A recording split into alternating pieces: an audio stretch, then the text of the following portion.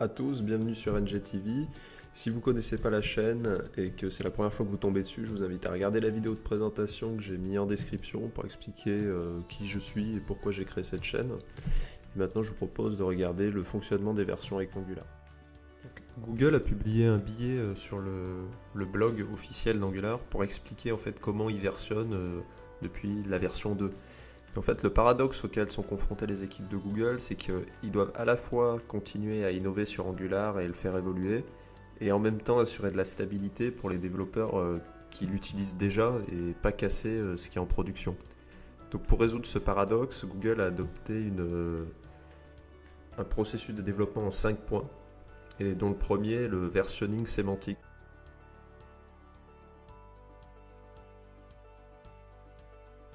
Donc pour faire simple, le versionning sémantique, c'est major.minor.patch. Donc concrètement, ça signifie que chaque numéro de version a une signification particulière. Les versions de patch ne modifient pas les fonctionnalités du programme, ce sont juste des correctifs. Les versions mineures contiennent que des modifications ou des ajouts de fonctionnalités. Et les versions majeures sont réservées aux modifications de rupture, par exemple si vous avez un changement de dépendance. Donc la page là qui s'affiche, c'est la page qui décrit officiellement, vraiment en profondeur, le fonctionnement du versionning sémantique si vous voulez aller plus loin. C'est un peu costaud, je ferai sûrement une vidéo pour résumer un petit peu tout ça. En tout cas, retenez l'essentiel, major, minor, patch.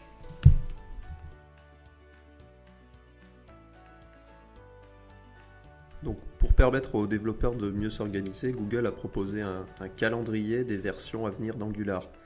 Donc on peut déjà constater que Angular 5 est prévu pour à peu près septembre 2017, donc ça va venir très vite. Ce qu'il faut retenir de tout ça, c'est que grosso modo tous les 6 mois, il y aura une nouvelle version majeure qui sera proposée, qu'on peut s'attendre chaque semaine à environ 3 mises à jour mineures, et qu'il y aura des versions bêta et release candidate qui seront proposées pour chaque nouvelle version majeure et mineure.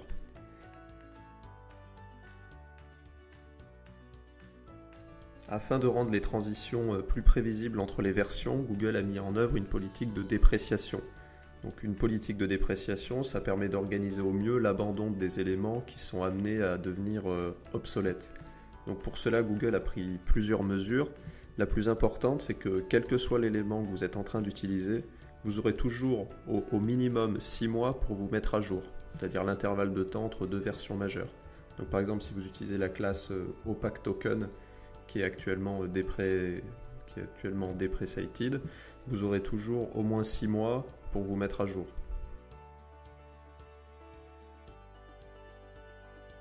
Les API expérimentales, c'est des API qui sont suffisamment solides pour pouvoir être utilisées en production. En revanche, elles ne respectent pas en fait la politique de dépréciation qu'on a vue juste avant. C'est-à-dire que si vous utilisez une de ces API, vous pouvez vous attendre à des changements dont certaines pourraient ne pas avoir d'issue. C'est-à-dire que Google ne vous dira pas comment les mettre à jour. Donc, même s'il y a une partie d'API qui est expérimentale, sachez qu'aucun des cas d'utilisation de base ne nécessite l'utilisation de ces API.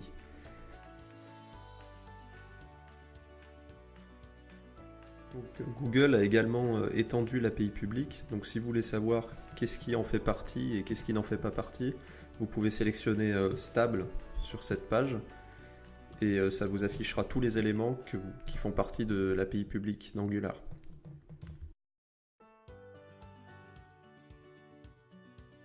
Merci d'avoir regardé la vidéo. Si vous voulez plus d'informations sur le sujet, je vous mets le lien vers l'article du blog. Et si vous voulez plus de vidéos, n'hésitez pas à vous abonner ou à mettre un pouce bleu. Merci.